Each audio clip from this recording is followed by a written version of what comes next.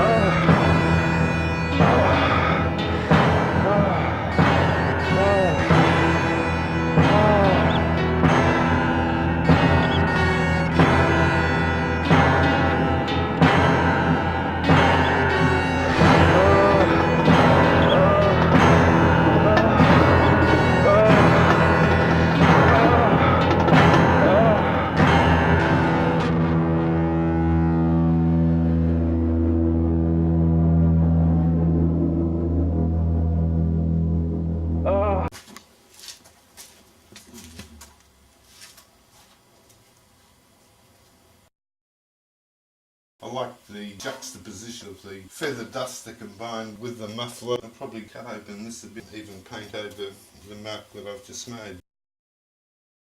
I've got this old suitcase and want to hang this up on the wall. There's nothing more tunnel vision than the dartboard.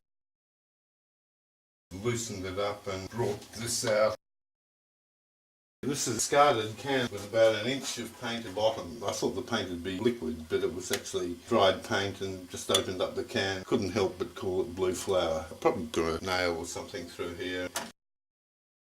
There's nothing but good hanging rubbish bin. All these pieces here will be freestanding at the exhibition.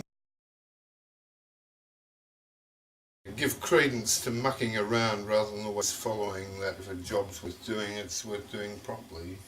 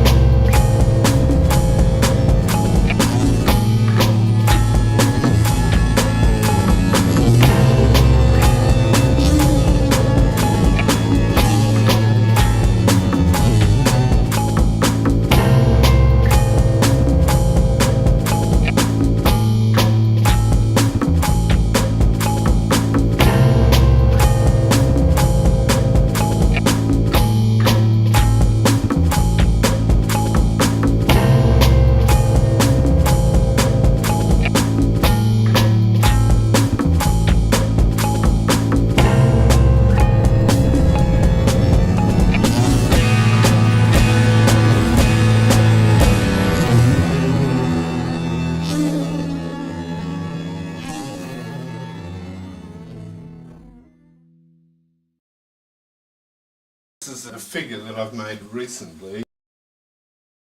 Concrete ceramic piping, some curtain rings hanging from here.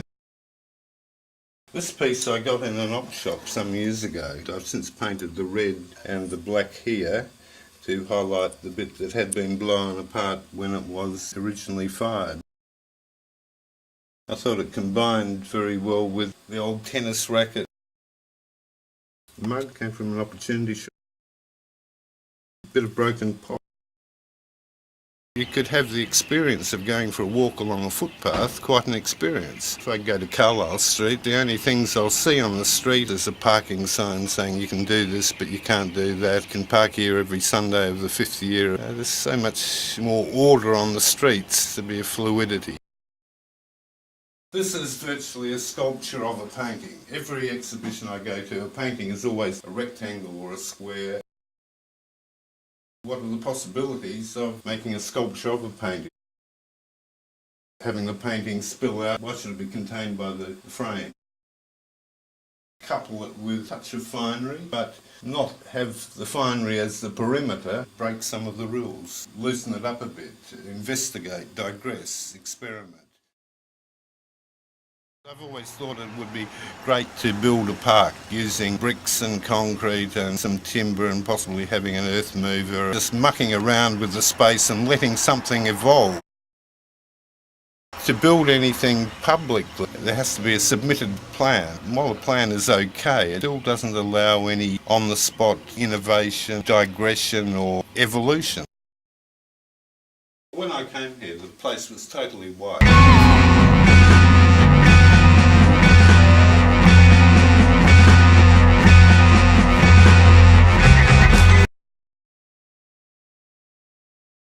Sitting in different chairs from different angles, adding a colour and then sitting in another chair, and that again is just a further rearrangement.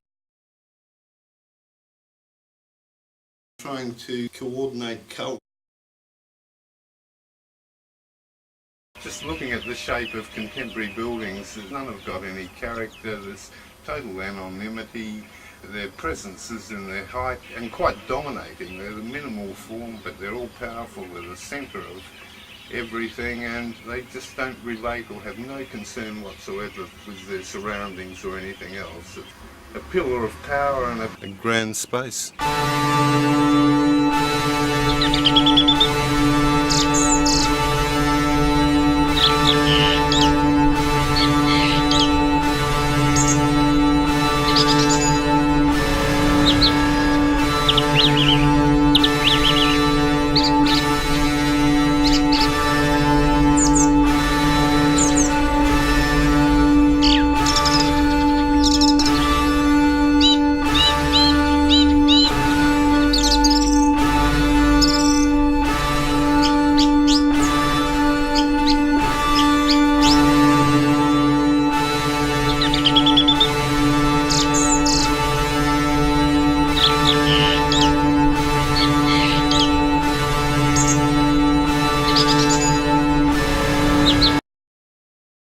I got this Singer sewing machine a couple of years ago. I think it's absolutely brilliant. I like the old black phones. This is far more quicker. I just have to press a few buttons and bang, you've got the phone call. But this actually holding as an object, it's got a rich quality to it. You hold the handle, the shape of this, you can feel the weight of holding it, and it stands like the Singer sewing machine as a proud object.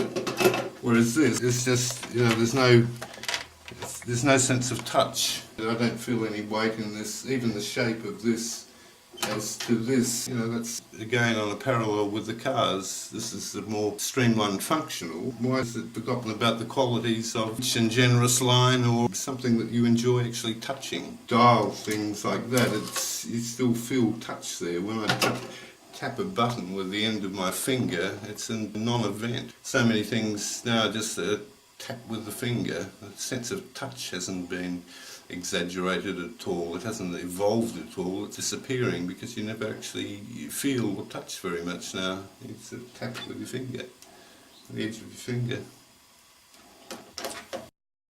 This is from the 30s or 40s, and like the singer's sewing machine and the phone, there's a quality that this has that is just not apparent in contemporary household utility. I think it's sadly missing.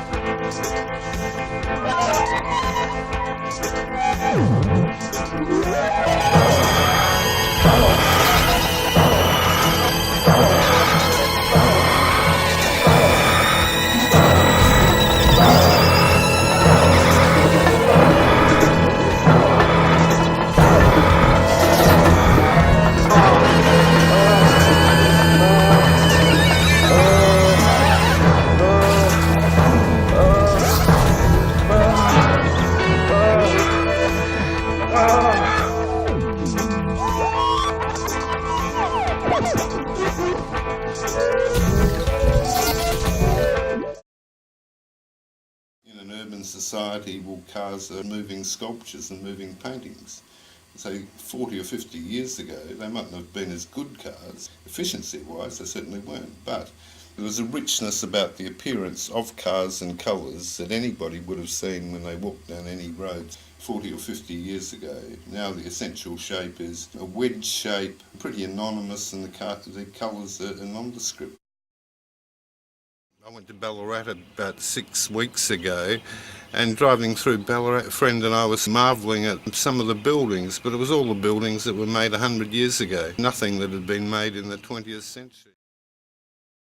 I got this at an opportunity shop about a year ago. The pottery of the time very much represented the clothing of the time and the stance of the time. There'll be somebody with their hands on their hips like this and a high neck, posturing forth. Filled the thing up with concrete and cut it around with an angle grinder a bit and put a bit on here, and this is an old roof tile, combining two elements that are generally not presented, concrete and Victorian finery. Always wanted to do something with the neighbourhood watch signs. You could make one with virtually a painting on the street. Why does it have to be such a mispresentation of one's fellow being? Make the sign alive.